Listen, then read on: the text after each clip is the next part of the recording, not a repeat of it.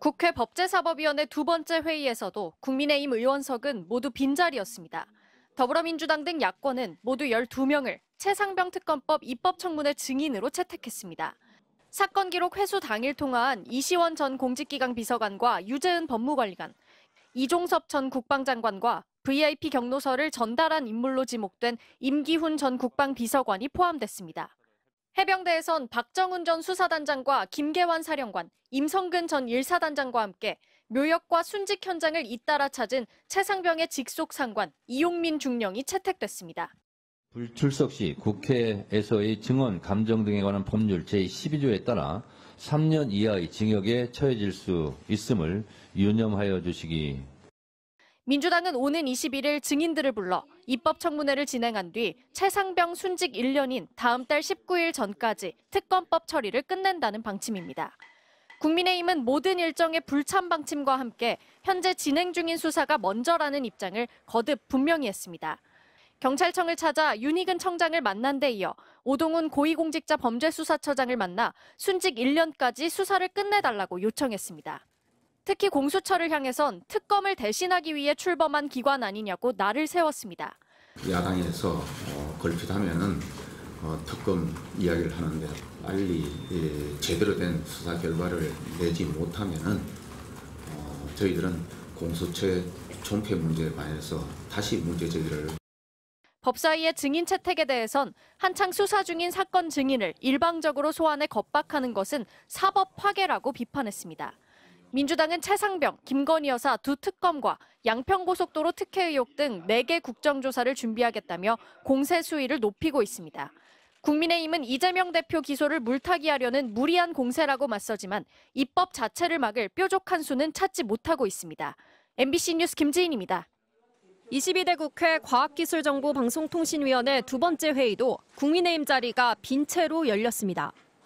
더불어민주당 등 야당들은 공영방송 사장을 선출할 이사수를 늘리고 이사 자리를 외부로 개방해 지배구조를 바꾸도록 한 방송 3법을 상정했습니다.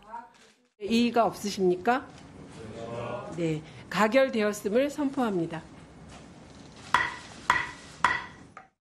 민주당이 당론으로 채택한 지 하루 만에 상정한 것으로 관례상 15일이던 숙려기간도 위원회 의결로 생략했습니다.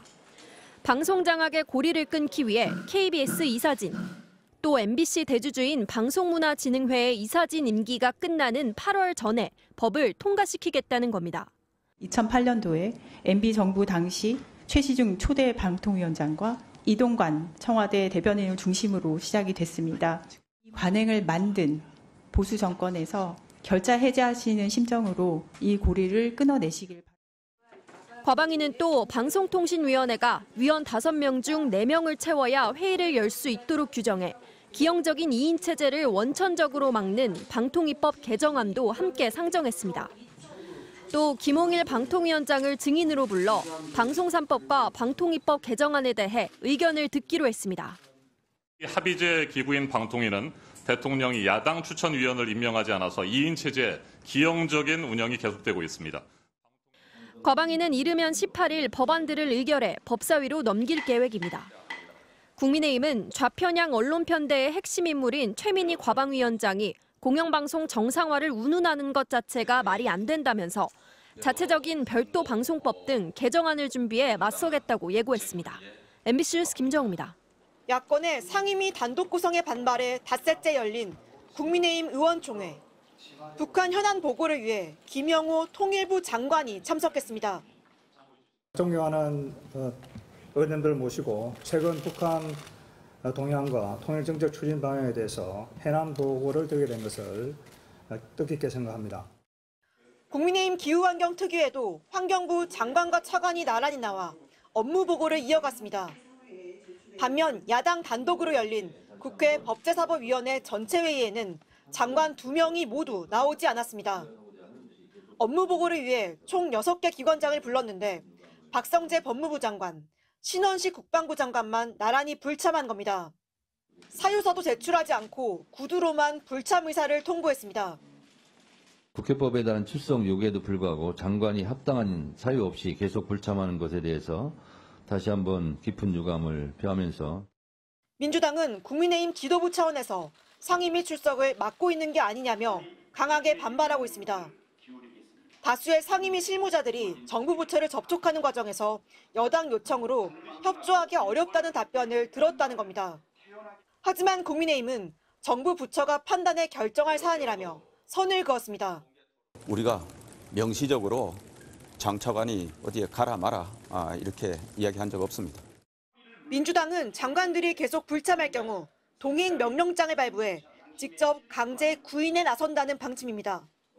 상임위 배분을 둘러싸고 여야 간 진통이 계속되는 가운데 민주당은 다음 주 월요일 남은 7개 상임위원장 선출을 위한 본회의 개최를 요구했고 국민의힘은 상임위 구성을 원점으로 돌리고 원내대표끼리 1대1 공개 토론을 하자고 제안했습니다.